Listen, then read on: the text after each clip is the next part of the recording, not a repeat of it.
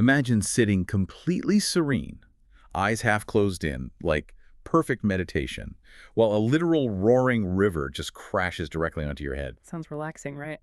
Yeah, not exactly. Ah.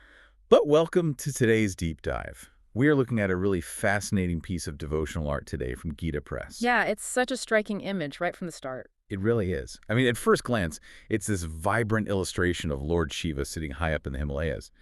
But our mission for this deep dive is to decode the intricate iconography here and the Sanskrit text that goes with it. We want to show you how this single image perfectly captures the balance of cosmic power and, intimate devotion. So, okay, let's unpack this. Right, because the visual hits you immediately. The mythology behind that crashing river is that the heavenly Ganges is being called down to earth. And its force, while it's apocalyptic, it would have completely shattered the world upon impact, so Shiva steps in to intercept it. So he essentially acts as this cosmic safety net. His matted hair catches the crushing weight of the river. It filters the water so it can flow gently to earth instead of just, well, destroying everything.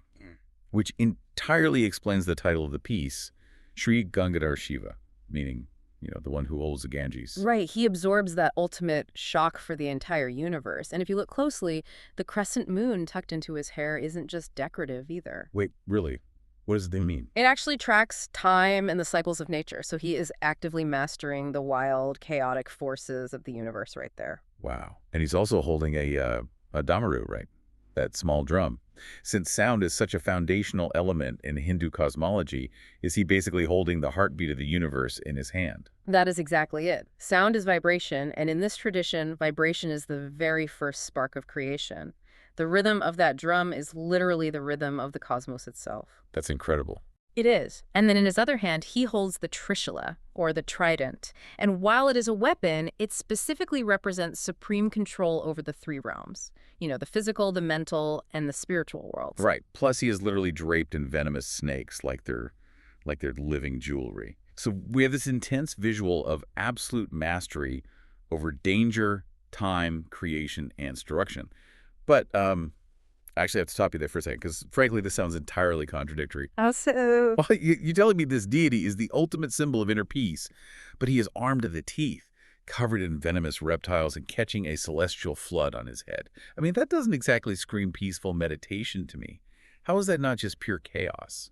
I get that. It absolutely looks like chaos until you understand the psychology of the image. The art is setting up this deliberate paradox, and it gets resolved by the text at the bottom. Oh, the red Sanskrit text. Yes, the famous Karpura Garam mantra. If we connect this to the bigger picture, the text completely shifts our perspective from that external apocalyptic power to, well, internal purity. Okay, I'm looking at the translation of that mantra now.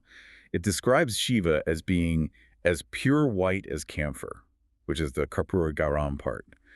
And I know camphor is used a lot in rituals because it burns without leaving any ash whatsoever.